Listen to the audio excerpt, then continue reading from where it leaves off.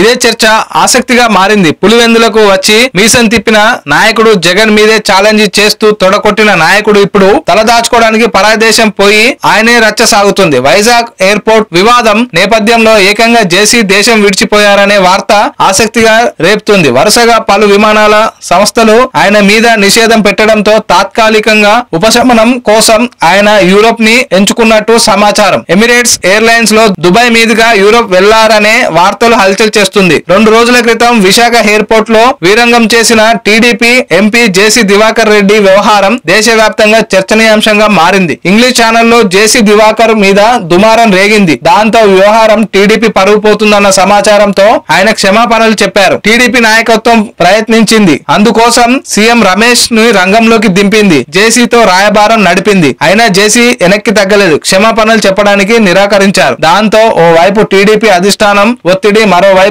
మీడియాలో వస్తున్న కథనాలు తలనొప్పిగా నేపథ్యంలో కాస్త విశ్రాంతి కోసం విదేశీ పర్యటనకు వెళ్లినట్టు చెప్తున్నారు. దాంతో ఇప్పుడు జేసీ వ్యవహారం మళ్లీ చర్చనీయాంశంగా ఎంపీగా ఉన్న నాయకుడు ఏకంగా విపక్ష నేత సొంత ఊరిలో సవాలు విసిరినట్టు ఇప్పుడు తోకముడిచిపోయారని కామెంట్స్ సోషల్ మీడియాలో హల్చల్ వినిపిస్తున్నాయి.